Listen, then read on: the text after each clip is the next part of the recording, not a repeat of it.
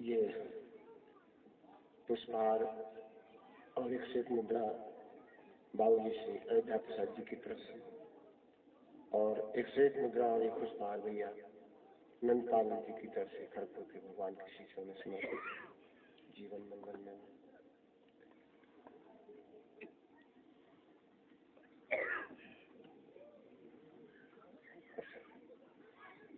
ये भगवान की शिष्यों में फल और मुद्रा।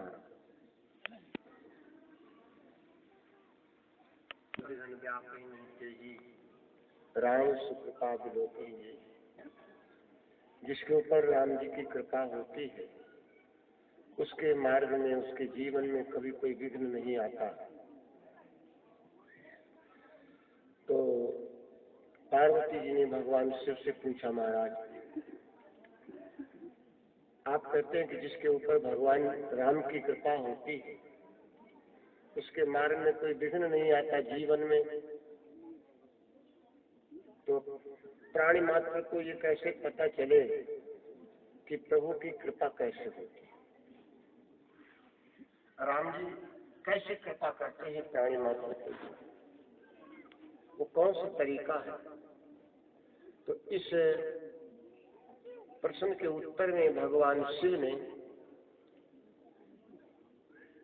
देवी सती को जो प्रमाण दिया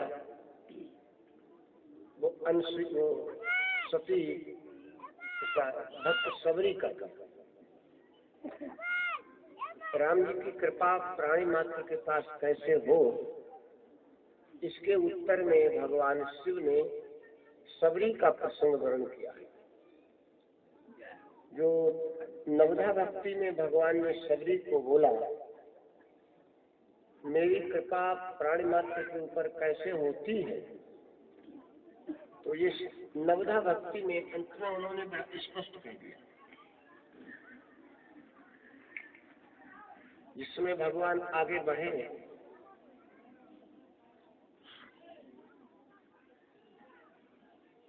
मतंग ऋषि का आश्रम है। मतंग ऋषि तो अब नहीं है। सबरी अपने गुरु की आज्ञा का पालन कर रही है। उसने कहा था कि शरीर हमारा रखने योग्य नहीं है, लेकिन मतंग ऋषि ने कहा था, नहीं देवी, तुमने जो सेवा की है हमारी, इस सेवा के बल पर तुम्हें राम जी का दर्शन होगा। बस अपने गुरु की आज्ञा का पालन कर रही है और राम जी के आने का मार्ग देख रही है। लेकिन जब राम जी आए हैं उसकी कुटिया पर, तो सबरी राम जी को अपने अंदर प्रवेश नहीं होने दे रहे।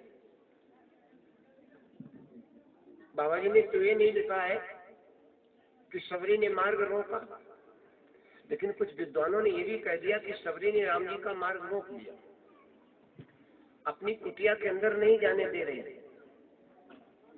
आश्रम के अंदर नहीं जाने दे रही। और क्यों नहीं जाने दे रही, इसका एक कारण है।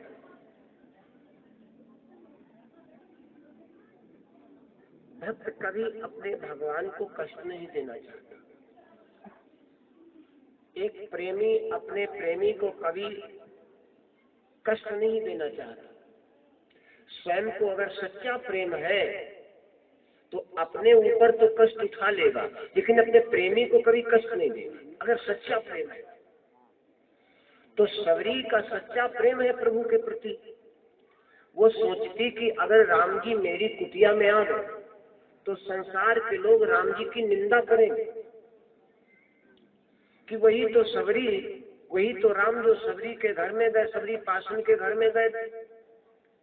बस यही चक्कर है, इसलिए सबरी अंदर नहीं जाने दे। चौपाइयों से संकेत किया है, चौपाइयों से संकेत किया है बाबा जी ने कि जब राम जी गए तो सबरी ने मार्ग रोका। उसने पूछा, आप कहाँ जा रहे हैं? अब यहाँ पर जो व्याख्या की है संत ने कि जो सबरी वर्षों से राम का इंतजार कर रही थी, वर्षों से, और आज वो राम को अंदर नहीं जाने दे रही, यही भक्ति का सच्चा प्रमाण है, यही प्रेम का सच्चा उदाहरण है कि जो इतने वर्षों से केवल उन्हीं के लिए जीवित है, जो केवल राम जी के लिए जीवित है, उनके दर्शन के लिए जीवित है, और वही अपने राम जी को अंदर नहीं जाने दे रहे। पूछा, आप कहाँ जा रहे हैं? भगवान ने कह दिया, हम अपने नातेदार के घर जा रहे हैं। तो जब नातेदारी का नाम लिया तो नातेदार को कौन नहीं जाने देगा अंदर? नातेदार का जब नाम ले लिया तो उसने फिर पूछा, महाराज आपका नातेदार है कौन? इसमें आपका नातेदार कौन है? ये तो घर हमारा है। और मैं कौन हूँ, हमारा परिचय सुन लो, हम कौन है? अधम से अधम,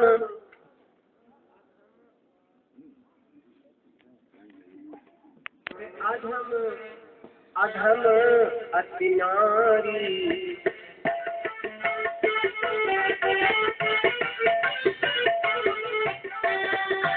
अधम से अधम अधम अति नारी, महिमा में मति मंत्र आधारी। अधम से अधम अधम अति नारी, महिमा में मति मंत्र आधारी। अधम से अधम अधम अति नारी,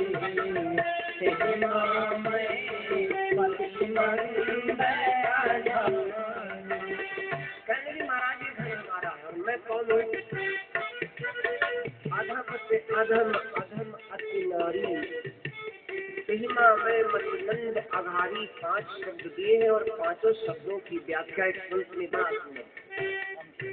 अधम से अधम, अधम नारी आघारी।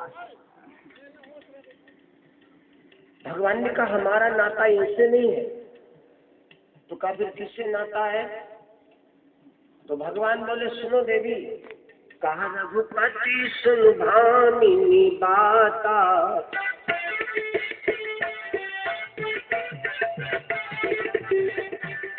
रघुपति सुन भामिनी बाता, मानव एक भगति करनाता। रघुपति सुन भामिनी बाता, मानव एक भगति करनाता। रघुपति सुन भामिनी बाता, मानव एक भगति करनाता।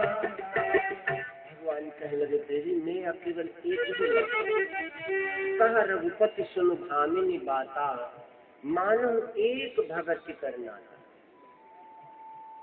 जाति पाति कुल धर्म बड़ाई, धन बल परिजन गुण चतुराई।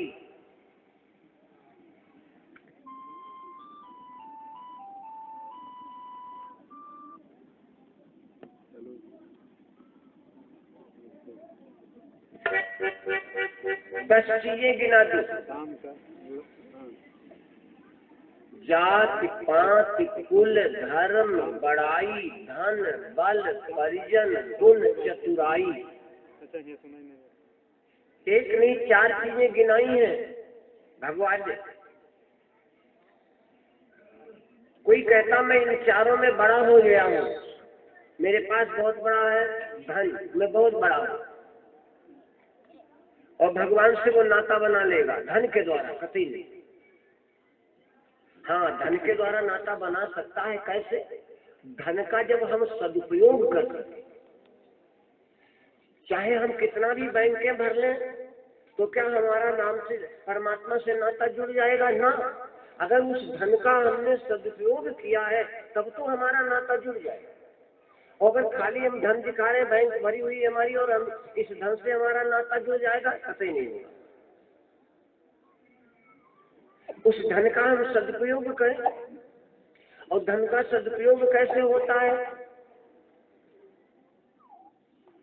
जितना आय उड़ा दिया हमने, ना हमारे ही अर्थ में लगा, ना हमारे मतलब करा, ना समाज के मतलब करा, ना हमारे मतलब करा। एक जगह वर्णन किया, बड़ा सुंदर ही विषय बंधु, कि जब हम यज्ञ करें या मंदिर बनवाएं,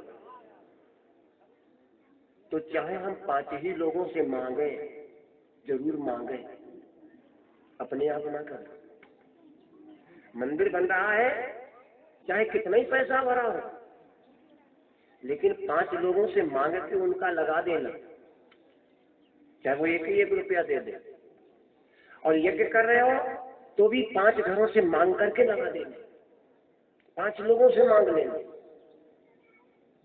बड़ी दूर की बात उसने, बड़ी सूझ की बात बोली, क्योंकि ये जो कार्य है वो केवल हम अपने लिए तो कर नहीं रहे, और समाज के लिए कर रहे हैं, संसार के कर रहे हैं, संसार के लिए कर रहे हैं। तो इसमें 13वां मास जो मलमास होता है, इसका नाम है पुरुषोत्तम मास। मलमास का नाम है पुरुषोत्तम मास, क्योंकि जब ये बड़ा दुखी हुआ भगवान के पास गया और कहा महाराज हमारे में कोई ऐसा काम नहीं होता जो हमारा मान सम्मान हो, हमको निकाल दिया गया, अलग कर दिया गया। तो भगवान ने कहा हम तुम्हें अपनाते हैं और आज से तुम्हारा नाम पुरुषोत्तम मास रख दिया। इस मलमास का नाम पुरुषोत्तम मास रख दिया भगवान। और कहा इस महीने में जो दान पुण्य करेगा, कथा भागवत करेगा, यज्ञ धर्म के कार्य करेगा, वो मेरे धाम को अतिशय, वो मेरा परम प्रिय और मेरे धाम को प्राप्त होगा।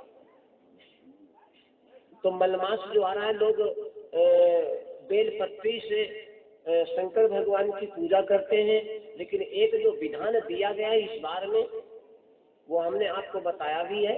अगर हो सके तो तुलसी के पत्र से शालिक राम जी का पूजन कर देना, शालिक राम जी का पूजन बताया। तो उसने गिनती दी 1,00,000 तुलसी पत्र से 1 महीने में पूजन करना है हमको शालिक राम जी का, 1,00,000 तुलसी पत्र से।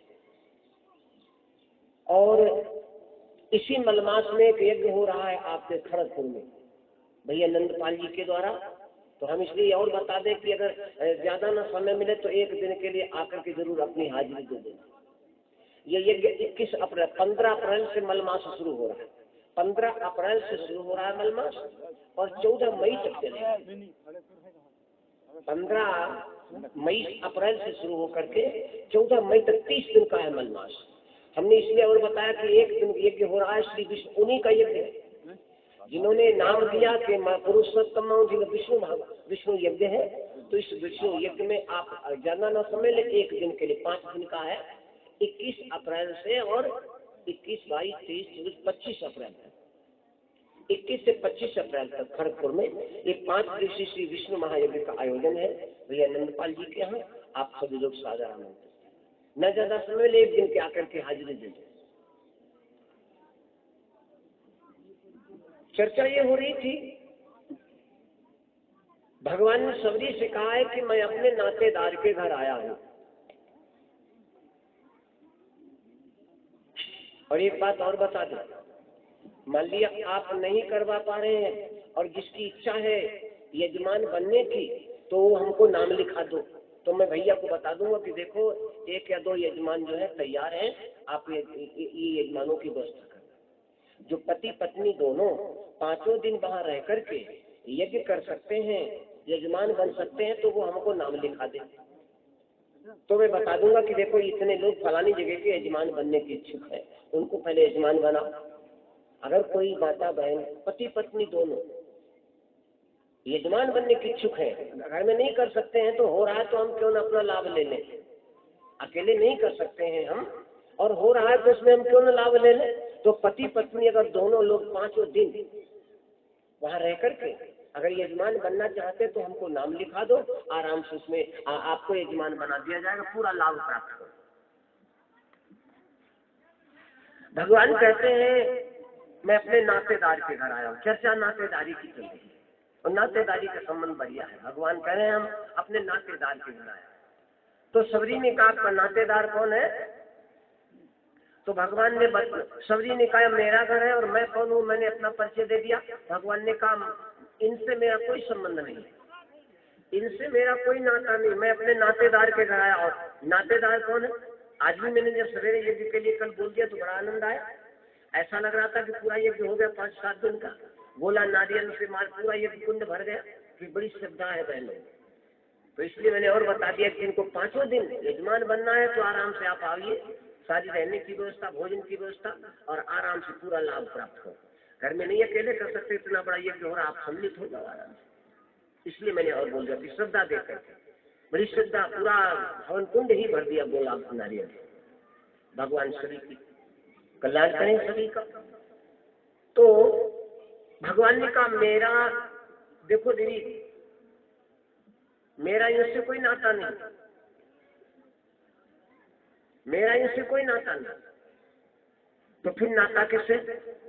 जाति पाति कुल, बड़ी ऊंची जाति वाला है अपने को बोल रहा है। और अगर ये सब पता चल जाए कि शायद भगवान उस ऊंचे जाति वाले से अपना नाता बनाएंगे, कतई नहीं। जाति पाति, पाति का मतलब यहाँ पर ये देखो तमाम पार्टियां बनी हुई पार्टी है, सब एक दूसरे के ये पार्टी वाले जितनी बड़ी बड़ी पार्टियां हमारे बड़ी पार्टी बना दे, भगवान हमसे राजी हो जाएंगे ना। भगवान तुम्हारी पार्टी बनाए मरना। बोलो भाई, जाति पाति कुल, ऊंचे कुल वाला, जाति पाति कुल धर्म बड़ाई धन बल परिजन गुण चतुराई। बहुत बड़ा कोई अपने को विद्वान मान रहा है, शायद भगवान उसी पर प्रसन्न हो जाए, कतई नहीं। उसका सदुपयोग जब आप करेंगे चीज का, जो चीज है, इन 10 नाम गिनाए बंधु, फिर से सुन लो। जाति पाति कुल धर्म बड़ाई धन बल परिजन गुण चतुराई, इन 10 का अगर आपने परमार्थ में प्रयोग कर दिया तब तो समझो आपने परमात्मा से नाता बना लिया। और केवल हम अपने तक सीमित रखें, भगवान कहते नहीं। तो फिर नातेदार कौन है? भगवान ने स्पष्ट कर दिया, कहा रघुपति सुन भामिनी बाता, मानव एक भगति करना। मेरा नाता केवल एक है और वह भक्ति से। परमात्मा भक्ति से नाता मानते हैं। भगवान ने कहा देवी, उसी चौपाई की व्याख्या दी है संत ने। चौपाई याद है? सकल विघ्न व्यापी नहीं तेहि, राम सुकृपा विलोके जेहि। इसी पर पार्वती जी ने सवाल किया है। उन्होंने कहा महाराज हमको ये बताओ कि भगवान, आपने ये तो कह दिया कि जिसके ऊपर राम जी की कृपा होगी उसके मार्ग में कोई विघ्न नहीं व्यापेगा, तो फिर ये बताओ कि राम जी की कृपा होगी कैसे? तो वही बतला रहे, नवधा भक्ति से प्रमाण दिया है संत ने।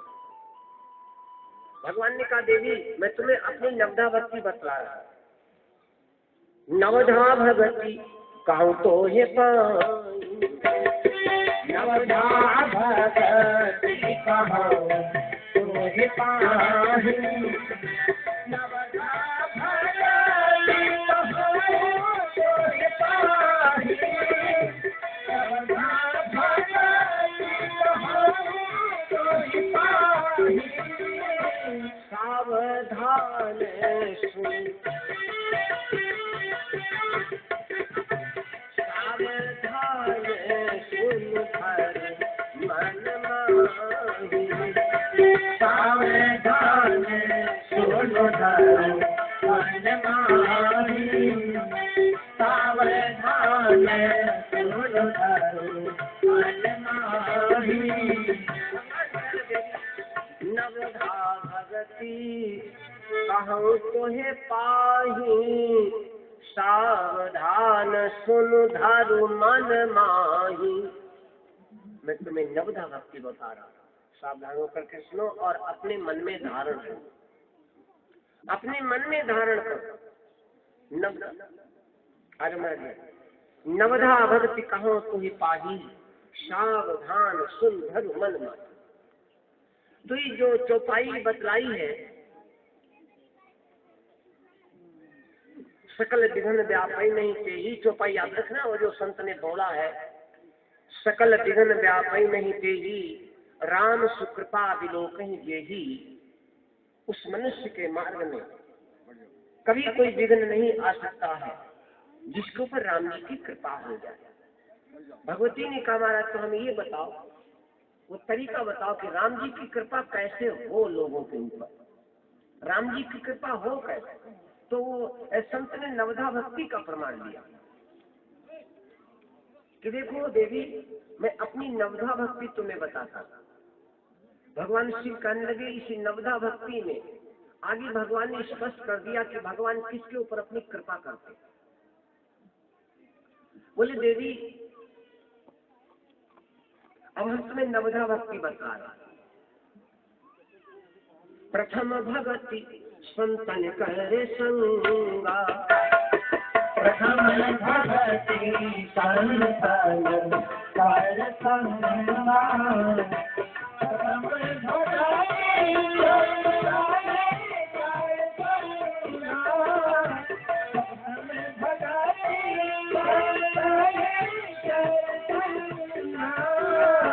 तुम शरीरती मम, तुम शरीरती मम कथा प्रसंगा, तुम शरीरती मम कथा प्रसंगा, तुम शरीरती मम कथा प्रसंगा। प्रथम भगति संतन कर संगा, दूसरी रखते। अब नवधा भक्ति बता रहे हैं कि जिससे कि मैं जीव के ऊपर अपनी कृपा करता हूं। प्रथम भगति संतन कर संगा, संत कौन है? तो तमाम व्याख्याएं की हैं संत ने, लेकिन एक जो सबसे बढ़िया और बड़ा सरल बता दिया, संत किसको कहते हैं? राम जी से भरत जी ने भी पूछा, अपने आप नहीं पूछा। जब आदमी किसी का सम्मान करता तो डरता है, एक दिन बगिया में बैठे थे चारों भैया। ये कहानी है जब अयोध्या राम जी राजा बन चुके हैं। उसके बाद एक दिन सब भैया बगिया में गए, हनुमान जी भी साथ में थे। तो हनुमान जी से भरत जी ने इशारा किया। तो हनुमान जी ने स्वयं राम जी से पूछा, महाराज नाथ भरत कछु पूछन चाही। अपने अपने पूछा। बोले महाराज भरत भैया कुछ पूछना चाहते हैं। भगवान ने का कमाल कर दिया हनुमान जी, भरत में और हमारे में कोई अंतर है? भरत में और हमारे में कोई अंतर है? क्या पूछना चाहते हैं? तो भैया संतन के लक्षण रघुवीरा। महाराज इतना बता दो कि संत के लक्षण क्या? भैया काशीराम जी की तरफ से जीवन मंगलमय हो, भगवान की कृपा हुई, सद्बुद्धि प्रदान हुई और प्रेरित कर दिया। इन कामों के लिए भगवान की प्रेरणा होती है। जब परमात्मा की प्रेरणा होती तभी इन कामों को करने की इच्छा जागृत होती है। बहुत कुछ हम लोग कमाते हैं, काम भर लिए, लेकिन जब तक उसकी कृपा नहीं होती तब तक ये काम संभव नहीं होता। वो अपनी कृपा करता है तभी भावना बनती है, और जब भावना बनती तो भगवान वैसे साधन भी जुटा देता है। कल चर्चा की साधन, साध्य और साधक की, 3 शब्दों की चर्चा हुई थी, साधन, साध्य और साधक। तो जब उसकी कृपा होती तो भगवान फिर साधन भी जुटा देता, और ऐसे कामों को करने के लिए फिर तमाम लोग सहयोग भी प्रदान कर देते हैं। और एक कहते नर सहस्त्र सुनो कुरारी को एक होई धर्म व्रत धारी। एक आदमी खड़ा हो गया और न जाने धर्म की गंगा बह गई, न जाने कितने लोगों ने आकर कितने श्रद्धा सुमन समर्पित कर दिए। सबका कुछ न कुछ गुण भगवान के नाम के चरणों में आ गया। लक्ष्मी जी चली जा रही, क्यों आ रही? देख रहे हो भगवान बैठे हैं और लक्ष्मी जी भगवान के चांद पर लोग देखते बड़ा रुपया आए और लक्ष्मी आ रही। भाई भगवान बैठे तो लक्ष्मी जी का, इसीलिए लक्ष्मी आए। तो जहाँ भगवान बैठते वहां तो लक्ष्मी आती है, लक्ष्मी इसीलिए। तो जहाँ भगवान के कार्य वहां तो लक्ष्मी स्वयं ही दौड़ करके आएगी। भाई पता नहीं कहाँ से आ जाती है। लेकिन कोई आए भी तो सामने खड़ा भी तो हो जो समाज के लिए कोई नई दिशा दे सके, लोगों का उत्साह वर्धन कर सके। भगवान की मंगल में चर्चा हुई, इतना विशाल यज्ञ हो गया। थोड़ी समय में राम नाम भी कान में पड़ गए, और राम नाम की चर्चा तो आप सुन ही चुके हो कि धोखे में भी राम जी का नाम पड़ जाए तो कल्याण हो जाए। बतला रहे हैं संतन के लक्षण रघुवीरा। महाराज संतों के लक्षण क्या है? यहाँ नवधा भक्ति में पहला शब्द बतला रहे हैं, प्रथम भगति संतन कर संगा। तो तमाम लक्षणों को न बतलाते हुए एक ही लक्षण बता दिया, एक ही संत ने भाव दे दिया। संत प्रकृति के जो प्राणी हैं वो कभी किसी को दुखी नहीं देख सकते, वो चाहे माँ बहन भाई हो चाहे कोई भी हो।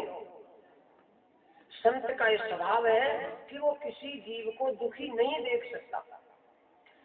प्रथम भक्ति, ऐसे लोगों का संग करने से पहले नंबर की भक्ति जागृत होती है हमारे मन में। ऐसे लोगों का साथ करने से पहले नंबर की भक्ति जागृत होती है। दूसरी रति मम कथा प्रसंगा, भगवान कहते हैं दूसरी रति, दूसरी भक्ति मम कथा प्रसंग, दूसरी रति मम कथा प्रसंगा, दूसरे नंबर की भक्ति मेरी कथा प्रसंगों से प्रेम। एक बार और बताइए यहाँ पर, कभी आप लोग यह न कहें कि हम कथा सुनने गए हैं, कथा सुन रहे हैं, कथा सुनी हमने, सुनने पर जोर नहीं दिया तुलसी बाबा ने। उन्होंने कहा दूसरी रति मम कथा प्रसंगा, भगवान के कथा प्रसंगों से प्रेम, ये दूसरे नंबर की भक्ति है। क्योंकि भगवान की कथा से प्रेम है तो समझ लो भगवान से प्रेम है, क्योंकि भगवान की कथा ही भगवान है। ये प्रथम दिन चर्चा आई थी।